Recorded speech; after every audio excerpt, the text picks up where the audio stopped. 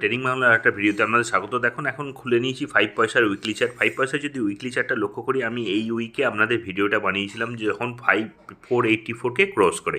So 484কে cross করে এর পরের দিন নেক্সট দিন দেখুন গ্যাপ আপ হয়েছিল। গ্যাপ আপ হয়ে অনেকটা গিয়েছিল, 542-এর কাছাকাছি গিয়েছিল, কিন্তু গ্যাপ আপ হয়ে ধরে রাখতে পারেনি। তার জন্যে নিচে একটুখানি রিটেস্ট করতে এলো 484 লেভেলকে।